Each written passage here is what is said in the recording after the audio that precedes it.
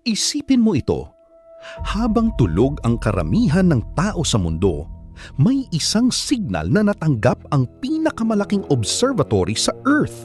Hindi ito galing sa satellite. Hindi rin ito signal mula sa ibang bansa. At lalong hindi ito gawa ng tao. Paulit-ulit itong nagpapadala ng pattern. Eksakto. Calculated. Parang may gustong makipag-usap. At habang mas pinag-aaralan ito ng mga scientists, unti-unti nilang nare-realize ang isang bagay na kayang magpapago sa kasaysayan ng humanity. Hindi tayo nag-iisa. Pero mas nakakatakot pa roon. Paano kung matagal na nila tayong minamasdan? Ano kaya ang unang mangyayari kapag nakipag-contact ang alien sa Earth? Magkakaroon ba ng digmaan? Magkakaisa ba ang humanity? O baka ito ang simula ng katapusan natin? Ito ang mausisa. At ngayong gabi, uusisain natin ang isa sa pinakamalaking tanong sa buong universe. Paano kung makipag-ugnayan sa atin ang aliens? Possible ba talaga ang aliens? Sa sobrang lawak ng universe, napakahirap paniwalaan na tayo lang ang buhay. Ang Earth ay isa lamang maliit na planeta. Ang solar system natin ay isa lamang maliit na bahagi ng Milky Way Galaxy. At ang Milky Way, isa lamang sa bilyon-bilyong galaxies sa observable universe. Ibig sabihin, may napakalaking posibilidad na somewhere out there, may ibang intelligent life. Maaring simpleng microorganisms o baka civilization na milyon-milyong taon nang advanced kaysa tao. Sa katunayan, maraming scientist ang naniniwalang statistically impossible na tayo lang ang intelligent species. Pero kung gano'n, bakit wala pa tayong nakikitang aliens? Ito ang tinatawag na Fermi Paradox. Kung may aliens, nasaan sila? Bakit tahimik ang kalawakan? May isang nakakatakot na theory tungkol dito. Tinatawag itong Dark Forest Theory. Ayon dito, ang universe ay parang madilim na kagubatan. Lahat ng civilizations ay tahimik dahil takot silang mapansin.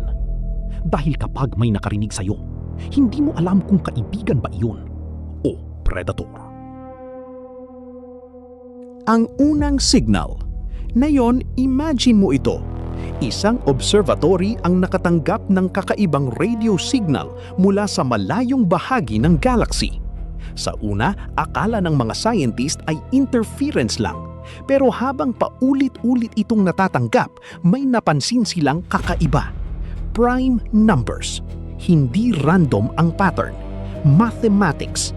At sa science, ang mathematics ay universal language. Ibig sabihin, may intelligence sa likod ng signal. Agad magsisimula ang emergency meetings ng mga scientist at world governments. NASA, China, Russia, Europe. Lahat gustong malaman kung totoo ba ito. At pagkatapos ng ilang araw ng verification, official nang iaanunsyo sa mundo ang katotohanan. May nakikipag-contact sa Earth. At sa sandaling iyon, permanenteng magbabago ang humanity. Sa unang ilang oras pagkatapos ng announcement, sasabog ang internet. Aliens are real. Magti-trending ito sa buong mundo. May mga taong matatakot. May magpa-panic buying. May magwi-withdraw ng pera sa bangko.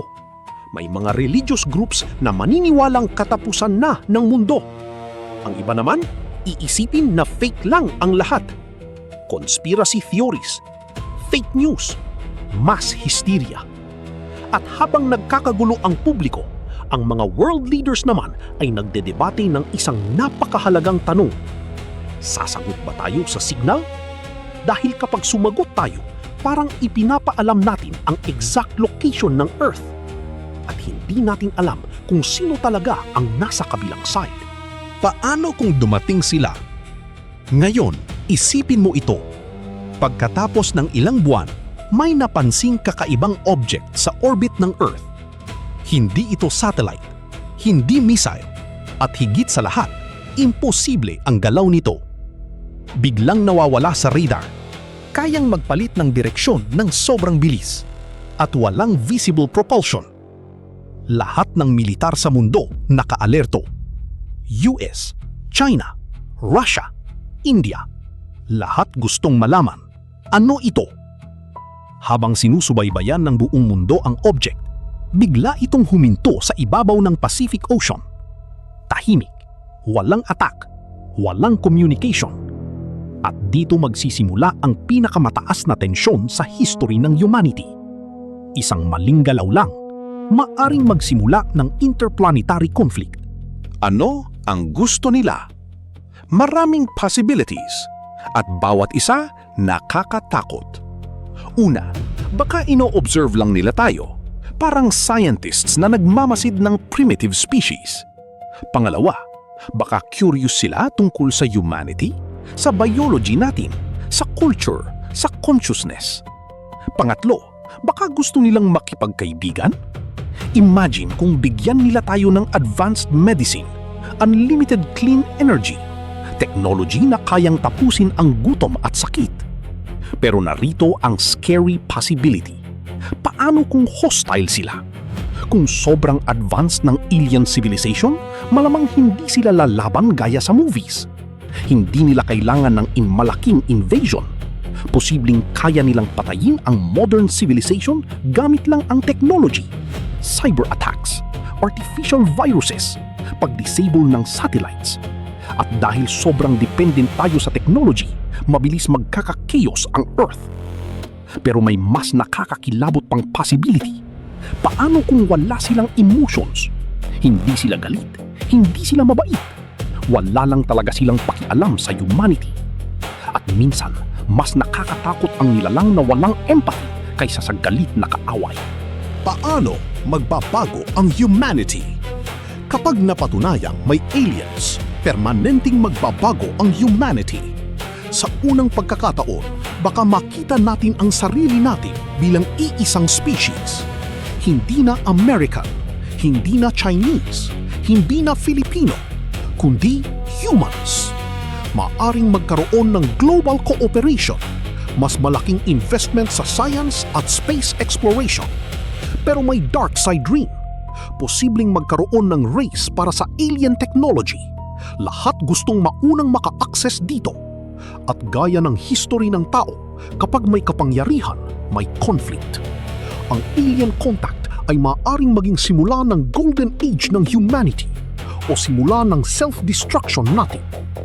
The Great Filter.